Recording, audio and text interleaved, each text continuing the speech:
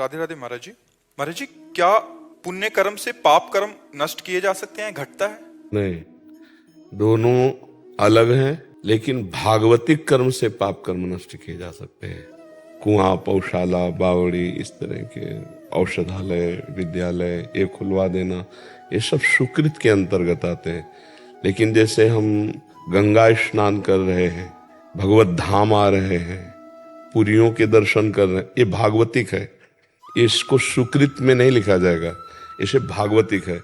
अब इसका संकल्प कीजिए आप कि आज तक जो हमसे पाप हुए हैं वो नष्ट हो। तो जितना आपका भागवतिक आराधन होता जा रहा है उतना वो नष्ट होते जाएंगे। नहीं तो दो कर्म अलग अलग हैं, शुभ और अशुभ। और भगवान के वचन है कि अवश्य में वो भोक्तव्यम कृतम कर्म शुभा अशुभम। शुभ कर्म पुण्य, अशुभ कर्म पाप, दोनों को भोगने पड़ेंगे। लेकिन यदि हम भजन करें, भगवत धाम का दर्शन, जैसे श्री बिहारी जी के दर्शन, ये पुण्य नहीं है, ये कृपा है। जैसे संत दर्शन है, पुण्य नहीं है, ये कृपा है। अब मोहि भाव भरोसा हनुमंता, बिन हरि कृपा मिले नहीं। भगवत धाम है श्री राधिका, कृपा बिन सबके मन लगम। तो जो प्रभु से जुड़ा हुआ हम भागवतिक कार्य करते हैं और फिर उससे संकल्प करते हैं कि हमारे जो पाप नष्ट हो जाए, तो फिर पाप नष्ट हो जाए। अगर संकल्प नहीं करते हैं तो वो पाप हमको भोगने को मिलेंगे और इससे हमें भगवत प्राप्ति हो जाएगी। इसीलिए बड़े बड़े संतों को देह पीड़ा से युक्त देखा जाता है, पर वो भागवतिक अनुराग प्राप्ति के लिए अपने भजन का प्रयोग रोग नाश के लिए नहीं किया। क्योंकि जब भजन सही ढंग से होता है तो समझ में आ जाता है, ब्रह्मास्त्र का प्रयोग मच्छर मारने के लिए नहीं किया जाता। ये तो मरेगा ही, आज नहीं तो कल मरेगा, शरीर मरण धर्मा है और हम मृत्यु लोक में हैं, यहाँ अमृत तो थोड़ी किसी का हो जाएगा। तो इसको तो जाना ही है, और जब तक जाना है तब तक हम इतना भजन कर लेते हैं कि आना जाना मिट जाए। ये शुद्ध विवेक जागृत हो जाता है भजन करने से। यदि हम चाहें तो अपने प्रारब्ध को मिटा सकते हैं, क्योंकि हमारे पास भागवतिक वस्तु है।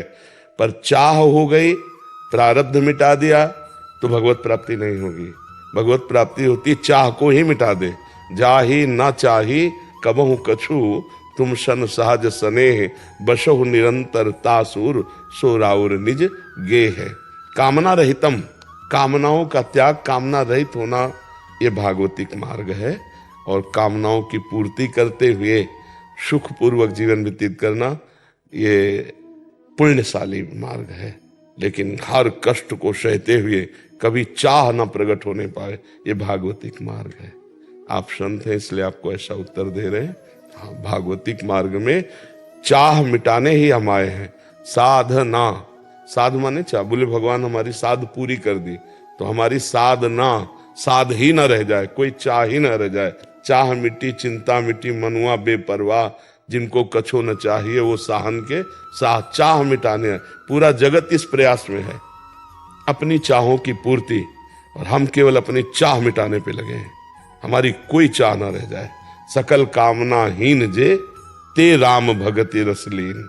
जब समस्त कामनाएं शांत हो जाती हैं तो भगवान का प्रेम जागृत हो जाता है। तो शुभ और अशुभ कर्म दोनों अलग अलग हैं। भागवतिक कर्म से हम शुभ अशुभ दोनों को मिटा देते हैं। दोनों बंधन है। एक लोहे की जंजीर से बंधा हुआ व्यक्ति और एक सोने की जंजीर से बंधा हुआ व्यक्ति, लेकिन पीड़ा तो दोनों को समान है, केवल लोहा और स्वर्ण। तो शुभ और अशुभ दोनों बांधते हैं। ये सुख में बांधता है, वो दुख में बांधता है। पाप दुख में बांधता है और पुण्य सुख में बांधता है। बंधा तो दोनों में। मुक्त भगवान का आश्रय, भगवान का नाम और भागवतिक कर्मों के द्वारा होता है, जो कर्म प्रभु को समर्पित कर देते हैं। विष्णु प्रपन्नाचार्य जी, नेपाल से। महाराज जी राधे राधे। महाराज जी, मुझे 3 चीजों से अलग होना है, शिष्येषणा, वित्तेषणा और लोकेषणा। महाराज जी इसके लिए। यही तो साधु के मार्ग में बाधा है, कंचन कामिनी कीर्ति। तो आज के सत्संग में हम कह रहे थे कि ये कोई छोटी मोटी चीज नहीं है।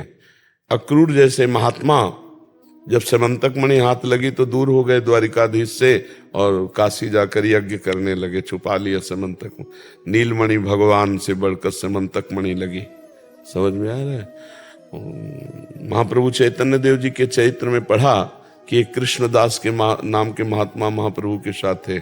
और वो वाम मार्गियों को देखकर जो गलत आचरण में थे उनका संग कर लिया। कामिनी का आकर्षण, कामनी का आकर्षण कोई छोटा मोटा आकर्षण नहीं है, बहुत बड़ी सामर्थ्य है। नारी नयन सर जाहि न लागा। पर चक्की चलती है ना, हर दाना पिसता है, पर जो कील के नजदीक पहुंच गया वो नहीं पिसता। चलती चक्की देख के दिया कबीरा रोए, दो पाटन के बीच में साबित बचा न कोई। तो चलती चक्की देख के दिया कमाल ठठाए, राह सहारे कील के तो बाल न बाका जाए। सीम की चाप सके को तासु, बड़ रखवार रमापति जासु। तुमसे सच्ची कहते हैं, जवानी व्यतीत हुई है, अब 13 में निकले थे, 14, 15, 16, 17, 18, 19, 20, अब मान लो 55 की आयु लगभग। तो इतना जो बीच की यात्रा, जीवन में कभी किसी माई को ऐसे नहीं देखा। अब सेवा दी है तो सत्संग, प्रश्न उत्तर, वो चर्चा अलग है। और रुपया, गंगा किनारे रुपया मिलेगा, भोजन तो मिलता नहीं, किनारे ही रहना, किसी गांव में नहीं जाना, भिक्षा नहीं मांगना, आकाश वृत्ति से जो हमें गंगा किनारे मिलेगा वो गुरु प्रसाद से। ऐसा अब जो जीवन है, अब वो भगवान के आश्रित जीवन पूर्ण रूप से है। अब महलों में रखो चाहे झोपड़ी में बांध दो, अपना अस्तित्व ही नहीं रह गया है। अब वो जैसे चाहे वैसे। तो जब तक साधक का अहंकार पूर्ण रूप से भगवान के चरणों में समर्पित ना हो जाए, कब हम समझेंगे कि हमारा अहंकार भगवान के चरणों में समर्पित हो गया? जब हमें दूसरों में सद्गुण दिखाई दे, अपने में नीचता, तब अहंकार गलित हो रहा है। देखो, परम ज्ञानी हनुमान जी महाराज हैं, ज्ञानी नाम अग्रगण्यम बुद्धिमताम वरिष्ठम अतुलित बलधामम हेम शैलाभदेयम। ऐसे महापुरुष जब विभीषण जी से मिलते हैं तो क्या कह रहे हैं? असमय अधम सखा, ये अहम समर्पित है। असमय अधम सखासु। सबरी जी से राम जी मिलते हैं तो कह रहे अधम ते अधम, अधम अति ना, प्रभु मैं बहुत अधम। और भगवान का साक्षात दर्शन कर रहे हैं। दंडकारण्य के किसी ऋषि के पास भगवान नहीं गए, माता सबरी के पास गए। इतना अपार प्रेम है। और वो अपने को अधम ते अधम, अधम अति नारी, तिनमा मैं मतिमंद अघारी। और भगवान कह रहे नव भक्ति आप में विराजमान है, तुम समान कौन हो सकता है? जो नवधा भक्ति का उपदेश है वो हम लोगों के लिए है, सबरी मैया के लिए नहीं। क्योंकि सबरी मैया तो उसी समय भगवान के सामने ही योगाग्नि में शरीर भस्म करके परम पद प्राप्त करती हैं। तो जब हमें दूसरों में सद्गुण दिखाई दे और अपने में दोष दिखाई दे तो अहंकार, और जब हमें दूसरों में दोष दिखाई दे, अपने में सद्गुण, तो अहंकार बढ़ा हुआ है। ये अहम ही भोगता है, अहम ही करता है। अहंकार विमूढ़ आत्मा करता हमिति मन्यते, तब तक अटैक होगा। ये तीनों अटैक कर सकते हैं, कंचन, कामिनी और यश, कीर्ति, प्रतिष्ठा, जो पुत्रेष्णा, वित्तेष्णा और लोकेष्णा शास्त्रीय शब्दों में कहे जाते हैं। अहम पर इसका अटैक होता है। देहाभिमानी जीव जब अपने को पुरुष या स्त्री रूप में देखता है तो काम भाव उसके अंदर आएगा। देहाभिमानी जीव जब अपने शरीर सुख की आकांक्षा करता है तो उसे अर्थ की चाहना होगी। देहाभिमानी जीव जब अपने को गुणवान समझता है तो यश, कीर्ति की कामना होगी। और अगर ये तीनों हैं, तीनों में से एक भी है, तो भगवत प्राप्ति नहीं होती। पुत्रेष्णा, वित्तेष्णा, लोकेष्णा, तीनों को मिटा दे। मन वचन कर्म से भगवान की शरण में हो गए और केवल केवल हमें भगवान चाहिए। ब्रह्मर्षि वाल्मीकि जी महाराज भगवान श्री राम से कहते हैं, जननी सम जानहु पर नारी, धन पराए बिसते बिस भारी। जिन्हि राम तुम प्राण पियारे, तिनके मन शुभ सदन तुम्हारे। तुम्हि छाड़ी गति दूसरी नाही, बसहु राम तिनके मन माही। काम क्रोध मद मान न मोहा, लोभ न क्षोभ राग नहीं द्रोहा। जिनके कपट दंभ नहीं माया, तिनके हृदय बसहु रघुराया। सरल भाव से भगवान की शरण में होकर नाम जप करो। जबान का स्वाद छोड़ दो तो जनेंद्री की मांग खत्म हो जाएगी। जब जबान का स्वाद छोड़ दिया तो कंचन की मांग खत्म हो जाएगी, क्योंकि रुपया प्रिय नहीं है। रुपया से भोग सामग्री मिलती है, ये प्रियता रुपया की है, और अपना तन मन प्राण प्रभु को समर्पित है। अब यश कीर्ति प्रभु की है। अगर कोई हमें प्रणाम करता है तो मेरे भगवान को प्रणाम करता है, क्योंकि हम भगवान के बिके हुए दास हैं, इस भाव से प्रणाम करता है। कोई इस मलमूत्र के भांड शरीर को प्रणाम नहीं करता, सबके शरीर यही है, और एक बात को प्रणाम करता है कि मैं जिस कसौटी पे चलना चाहता उस कसौटी से विमुख हो गया और तुम पास हो गए। तुमने सर्वस्व छोड़कर भगवान को रिझाया, इसलिए हम प्रणाम। तो भगवान को प्रणाम होता है, वो गुरु को प्रणाम होता है। सम्मानम कल्याति घोर गर्लम नीचापमानम सुधा, श्री राधा मुरली धरो भज सके वृंदावन मात्यज। सम्मान को विष के समान देखे, अपमान को अमृत के समान देखे, और श्री राधा माधव का निरंतर स्मरण करे, तो भगवान के प्रताप से कंचन कामिनी कीर्ति तीनों पर विजय प्राप्त की जा सकती है। अन्यथा एक छोटा सा सड़ा सा विषय भी परास्त कर सकता है। एक व्यसन नहीं छूटता। हमने देखा कि छोटे छोटे व्यसन अपना अधिकार कर लेते हैं, फिर त्रिभुवन के भोग ब्रह्मादिक के भोग सब विषम लागत ताई, नारायण ब्रजचंद की लगन लगी है जाए। जो भगवान से प्यार करता है उसे कोई परास्त नहीं कर सकता। लेकिन अगर हम भगवान को अपना नहीं माने तो फिर पाखंड विजय नहीं प्राप्त कर सकता माया पर, दंभी विजय नहीं प्राप्त कर सकता माया पर। और छोटा सा भाव केवल उठा है और भगवान के सहारे चल दिए, तो आज तक हम कहते हैं हमारे साथ कोई रक्षा करने वाला नहीं था, पर जहां कहीं कुछ ऐसे फंसाव की बात आई भगवान ने निकाल। बाद में मुझे पता चला कि मैं फंस सकता था, भगवान ने ऐसे बचाने। सीम के चाप सके को उतासू, बड़ रखवार रमापति जासू। वही बचाते हैं, वही जीवन भर अपने जन की रक्षा करते हैं। अपनी बुद्धि तो कहीं भी फंस सकती है, लेकिन भगवान, हाँ भगवान करो सदा तिनके रखवारी, जिमि बालक राखे महतारी। जैसे बालक की रक्षा माँ करती है, वैसे भगवान अपने भक्तों की रक्षा करते हैं। तो भगवान का भरोसा और लक्ष्य दृढ़, और ये कि मर जा सकता हूं लेकिन मैं गलत आचरण नहीं कर सकता, जीत जाओगे। बस ये प्रण हो जाए कि कुछ भी हो जाए, मर सकता हूं लेकिन मैं अपने धर्म के विरुद्ध आचरण नहीं कर सकता, जीत गया। फिसल गया तो इतने नीचे गिरेगा कि उठने लायक नहीं रहेगा। ये माया है, एक बार दबा लिया तो उठने नहीं दिया, फिर वो बैलेंस बना के चलता है, भोगों को भोगता है, थोड़ा भजन कर लेता है, बस वो आग नहीं होती। वो विरह भगवान के लिए जो होना चाहिए वो नहीं होता। फिर वो धीरे धीरे रोग लग जाता है भक्ति को, पाखंड का, दम्भ का। वो फिर बस ऐसे ही अर्थ प्राप्ति करना, खाना पीना, मौज मस्ती खूब, ऐसे नहीं खान पान ते भावे है, नहीं कोमल वसन सुहावे, सब विषय लगे ते खारा है, हरि आशिक का मग्नारा है। जैसे चाहो वैसे रखो, पर बस आप मुझे मिलो, आप चाहिए। बड़ा कष्ट में जीवन व्यतीत करते करते तब कहीं जाकर शरीर राग छूटता है। अगर शुरू से ही शरीर का पोषण होता रहा तो शरीर राग नहीं छूटता है। बहुत बहुत भगवान की कृपा है। जो भगवान के मार्ग में चाहे गृहस्थ हो चाहे विरक्त, जो माया से समय को खींचकर भगवान के सुमिरन में लगाते हैं, वो अत्यंत कृपा पात्र हैं। नहीं तो भगवती माया का ऐसा प्रभाव है, इस संसार को सत्य मानकर, भोगों को सत्य मानकर, पद प्रतिष्ठा को सत्य मानकर हम भगवान को भूल जाते हैं। न शरीर रहेगा, न पद रहेगा, न रुपया रहेगा, लाखों बार पढ़ाई पढ़ी है, न पढ़ाई रहेगी। अगर एक बार राम कहा है तो त्रिकाल में कभी नष्ट नहीं होगा।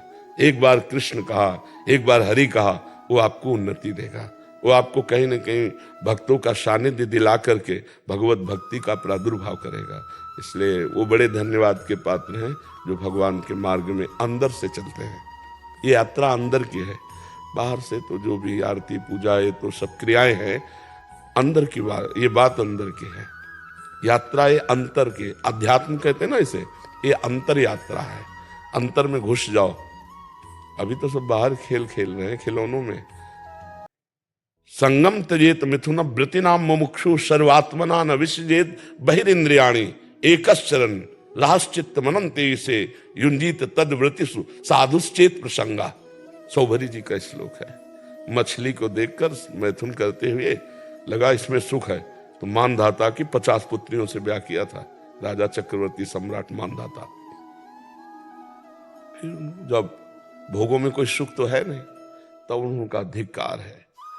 क्या चूक हुई कि कहां मैं अकेला भजन कर रहा था और कहां 50 के 500 बढ़ गए संतानों पुत्रियां। तब उन्होंने कहा जो मुमुक्षु मतलब मोक्ष प्राप्त करना चाहता है, संगम त्यजेत मिथुन व्रति नाम मुमुक्षु, संग का त्याग कर दे। कौन से संग? जिनके संग कुमति मति उपजय, करत भजन में भंग, जाके प्रिय न राम वैदेही, तजिए ताहि कोटि वैरीसम जद्यप परम स्नेही। और नेत्रों से कोई गलत आचरण अगर कहीं भी किसी पशु पक्षी में भी दिखाई दे रहा है, एक बार दृष्टि गई दोबारा दृष्टि न जाए। खतरनाक चीज मोबाइल साधु साधक के लिए तो बहुत खतरनाक है, क्योंकि जब मन चंचल हुआ, सर्च किया, पढ़े लिखे लोग हैं, जीवन की हानि हो जाएगी, जीवन की हानि। वो गलत देखा तो फिर साधुता का फिर नाटक ढोंग होगा, साधुता नहीं हो सकती। और बड़े बड़े मोबाइल सबके पास होते हैं, बहुत बचने की जरूरत है। मोबाइल में दोनों चीजें, जड़ चेतन गुण दोष में विश्व कीन करता, तो उसमें भी गुण है।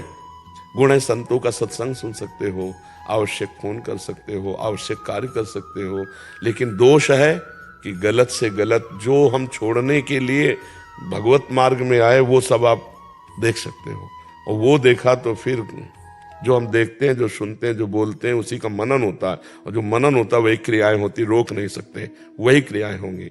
इसलिए देखना सुनना बोलना पवित्र किया जाए, भगवान के आश्रित हुआ जाए। और भोजन जिसका सरस उसका भजन नीरस, और जिसका भोजन नीरस उसका भजन सरस। ये जीवन भर की बात, अनुभव की बात कह रहा हूं। भोजन सरस, हम रात दिन एक गरीब आदमी की तरह मेहनत करें, जैसे ओवर टाइम गरीब आदमी पैसे के लिए, ऐसे हम भजन के लिए करें तो भगवान कृपा करते हैं, ये त्रिगुणात्मिका माया को हटा देते हैं। यही माया है कंचन कामनी कीर्ति। हमें भ्रम हो जाता है कि इसमें सुख है, अगर सुख होता तो सब भोग रहे, आनंदित हो जाते, विश्राम मिल जाता। अब कछुनाथ न चाही मोरे, लेकिन किसी का हृदय ऐसा नहीं कहता अब कछुनाथ न चाही। चाह पे चाह, तृष्णा, भोगे हुए भोगों को पुनः भोगने की तृष्णा। इसलिए जो वैराग्यवान है उनको बहुत सावधान रहना चाहिए। हाँ, कस्तरति मायाम, देवर्षि नारद जी से कौन माया से तर सकता है? बोले यो संगास्त्य जति, यो महानुभाव सेवते, जो महापुरुषों का संग करता है और कुसंग का त्याग करता है। निर्ममो भवति, जो किसी से ममता नहीं रखता। सातरति, उतर जाता है।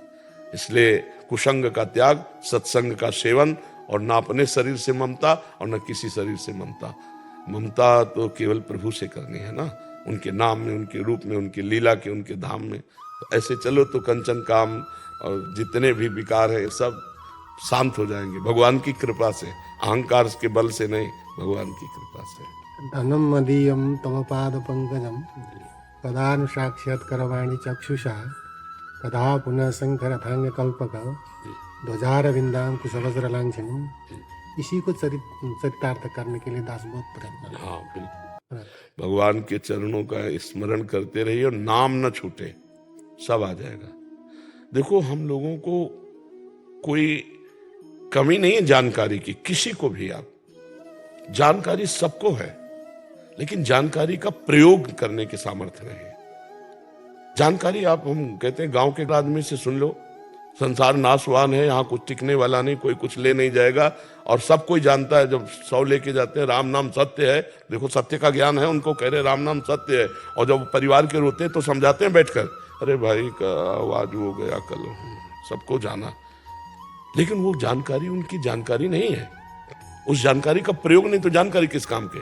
बंदूक लिए घूम रहे हो, दुश्मन आया मार नहीं पाए, शत्रु आया उसको परास्त नहीं कर पाए, अस्त्र वेत्ता बनते हो, तो फायदा क्या हुआ? तो हमारे पास जानकारियां तो बहुत है, लेकिन उसका प्रयोग नहीं है।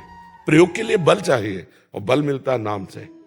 जितना भजन करोगे उतने अध्यात्म बलवान बनोगे। अगर भजन नहीं है तो उपदेश हो सकता है, प्रणाम नमस्कार मिल सकते हैं, रुपया पैसा मिल सकते हैं, वाहवाही मिल सकती है, लेकिन भगवान का साक्षात्कार नहीं हो। वो तो बारी मथे घृत होए बरु, सिकता ते बरु तेल, और बिनु हरि भजन न भौतरी या सिद्धांत अपेल। विनिश्चितम बदामिते न अन्यथा वचांस में, हरिम भजनती है नरा। खूब डट के भजन भजन बस। जानकारी तो इतनी है कि पूछो मत। उपदेश पे उपदेश हो रहे हैं, उपदेशों की कमी है, लेकिन पलट करके जब तो जीरो पे सुई खड़ी है, कोई नंबर नहीं आया, अध्यात्म की कोई भूमिका नहीं, जीरो पे, तब फिर वो कैसे उत्तम होगा। हमारी जानकारी हमको अध्यात्म की भूमिका पर चढ़ावे, हम द्वंद्वों को सहें, हमारे अंदर वो योग्यता आवे जो संतों की लक्षण बताए गए हैं, वो भजन से आएंगे। सबको जानकारी है, जैसे हम जानते हैं ये गलत है फिर भी हम कर रहे हैं, क्यों? क्योंकि हमारे पास भजन की कमी है। भजन का बल ना होने के कारण इंद्रिया मन बलवान होकर हमसे असत क्रिया करा लेते हैं। उन्हें भजन बल है ना, तो जैसे सेल हटा दो दीवार घड़ी का, तो मिनट पे मिनट, घंटे पे घंटे सुई वहीं ठप, ऐसे वहीं ठप। राधा तो राधा, वहीं मन और इंद्रिया बिल्कुल एक मिलेंगी। ऐसा नहीं कि उनकी ताकत हो कि घसीट ले। अभ्यास किस बात का, साधुता किस बात की, भजन किस बात का। अब भजन नहीं करेंगे तो फिर बहुत जन्मों से गुलामी है ये, इंद्रिय और मन की बहुत जन्मों से गुलामी है, और इनकी गुलामी से हटे बिना स्वराज सिंहासन पर नहीं बैठ सकते, आत्मस्वरूप में स्थित नहीं हुआ जा सकता। प्रीति जी दिल्ली से। राधे राधे गुरुजी। गुरुदेव आपके चरणों में कोटि कोटि प्रणाम।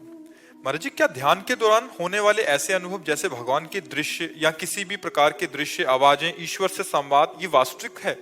ये कोई मानसिक या भावनात्मक स्थिति? भावना की है, भावना की है। जैसे भावना करते हैं ना, वैसे ही हमको अनुभव होने लगता है। कई बार जैसे एकांत में बैठे होते हैं तो हमारा जो भावना चल, तो बाहर से बुला, आपने बुलाया क्या, आपने कुछ कहा क्या, नहीं, तो हमारी अंदर की जो एक आवाज है वो जब गाढ़ भाव होता है तो वो शब्द रूप धारण कर लेती। बाहर कोई शब्द नहीं है पर हमारे कान में शब्द सुनाई दे रहा है, सामने कोई रूप नहीं है पर हमारी भावना के अनुसार रूप झलक रहा है। ये थोड़ा ध्यान की एकाग्रता, इस पे ऐसा होता है। अभी सत्य वस्तु का साक्षात्कार इसे नहीं कहा जा सकता, वो अलग होता है। ये गाढ़ भावना में ऐसा हो जाता है, जहां हमारी एकाग्रता हुई थोड़ी तो भजन हो रहा है, इसलिए भावना के अनुसार झांकी। अगर हमारी गाढ़ तो ऐसा लगेगा शब्द भी सुनाई दे रहा है, वो नेत्र भी हमारी तरफ खोल कर वो देख रहे हैं, पर वो साक्षात्कार नहीं होता अभी, और आगे बढ़ना। ये भगवान इसलिए लुका छिपी का खेल खेलते हैं कि हमारा चित्त कहीं जाए ना, प्रभु में समर्पित हो जाए और पूर्ण तन्मयता से हम भगवान को प्राप्त हो जाए। इसलिए खूब नाम जप करो, अपने अनुभव की बात किसी को बताओ मत, अंदर गुप्त रखो, और अपने को भक्त का अभिमान मत लाओ कि मैं सबसे श्रेष्ठ हूं भक्त, नहीं तो फिर पतन का मार्ग शुरू हो जाएगा। ऐसी सावधानी रखो। डॉक्टर पंकज शुक्ला जी। राधे राधे। राधा वल्लभ श्री हरिवंश महाराज जी, आपके चरणों में कोटि कोटि प्रणाम। महाराज जी, श्री रामकृष्ण परमहंस जी ने कहा है कि प्रभु के लिए प्राप्ति का शीघ्र एवं सरलतम रास्ता है उनके लिए रोना। महाराज जी, एकांत में राधा नाम जपने पर फूट फूट कर रोना आता है, ये कौन सी स्थिति? किसका प्रश्न है? लौते पुत्र को प्यार करते हैं, क्योंकि उनके सिवा हमारा कोई नहीं था। वो आज भी हमारे साथ हैं। हाँ, ये जरूर है कि रति का स्वरूप दूसरा हो गया है, रति आसक्ति का स्वरूप दूसरा हो गया है। तो क्या ऐसा नहीं कि भगवान से नहीं, नहीं, कदापि नहीं। हमें कोई परम पद नहीं चाहिए, हमारे अंदर कोई ऐसी आकांक्षा नहीं कि हम शिव को छोड़कर कोई और परम पद पाए। हाँ, ट्रांसफर उन्होंने इस प्रेम मार्ग में दिया, वही है। मुझे अंतर नहीं, मैं अपनी प्रियाजू को देखता हूँ तो जैसे कर्पूर गौरम वो है ना, ऐसे गौरांगी प्रियाजू, हमें लगता है वही यही रूप में बैठे हैं, यही वो हैं, वो यही है, कोई अंतर थोड़ी है। तत्व तो एक है ना, परमात्मा तत्व एक है, रूप अनेक है। तो इसलिए ऐसा नहीं हो सकता, नहीं हो सकता। एक बार जो पानी पिला दे प्यासे को और वो कभी पड़े तो कैसा लगेगा कि वही आदमी जो बहुत प्यासा था, तो संसार की आग से जला हुआ, जिन्होंने हाथ पकड़ा मुझे पहले दिन से और आज यहाँ तक पहुंचाया, मैं उनको भूल जाऊंगा? आप सोचो जरा, है? हाँ, कैसे भूल सकते हैं? और भूलने वाली चीज है वो शिव है, समझ रहे ना जी। लेफ्टिनेंट कमांडर ये सत्य आदमी, ठीक है। कर्नल अजीत सिंह जी, लखनऊ से। महाराज जी, भगवत मार्ग बहुत मीठा लग रहा है। इस मार्ग पर हमने धीरे धीरे सात्विक भोजन शुरू। पहली बात तो हम धन्यवाद देते हैं जो आपको मीठा लग रहा है।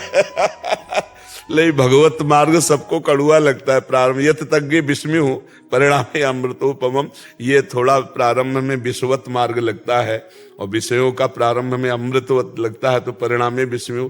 पहली बात तो धन्यवाद कि आपको ये मीठा लगने लगा, ये बहुत बढ़िया बात है जी। महाराज जी, इस मार्ग पर हमने धीरे धीरे सात्विक भोजन शुरू कर दिया और हमारा व्यवहार भी बदलने लगा है और हमारे हर कार्य पूरे हो रहे हैं और लोगों से अच्छे संबंध बन रहे हैं। मगर हम इस मार्ग में जब एक सैनिक हैं होने के नाते कभी कभी हमारे अच्छे व्यवहार का नाम नाजायज फायदा भी उठाया जाता है, पर हम प्रभु से विश्वास करके हर चीज सह लेते हैं। महाराज जी, पहली बात तो ये है कि हमारा अच्छा व्यवहार किसी से धन्यवाद लेने के लिए नहीं होना चाहिए, तभी वो अच्छा होगा। हमारा अच्छा व्यवहार भगवान की प्रसन्नता के लिए होना। हमने आपसे अच्छा व्यवहार किया, अब ये हमारा कर्म भगवान को समर्पित है। आप हमको गाली दो, लेकिन कल फिर मिलोगे, हम आपसे अच्छा व्यवहार करेंगे। समझ रहे हो? और अगर हम बदले में धन्यवाद लेना चाहते हैं, बदले में कुछ कृतज्ञता लेना चाहते हैं, फिर वो अच्छा व्यवहार नहीं होगा, वो स्वार्थ का व्यवहार हो जाएगा। अच्छा वही है जो भगवत प्राप्ति करावे, अच्छा वही है जो असंगता बढ़ावे, अच्छा वही है जो सहनशीलता और तितिक्षा बढ़ावे। ऐसे तो आप कमजोर हो जाएंगे। नहीं कि सामने वाले के साथ आपने अच्छा व्यवहार किया, वो आपके साथ गलत व्यवहार करेगा तो आप जलने लगोगे, दुख पैदा हो जाएगा हृदय।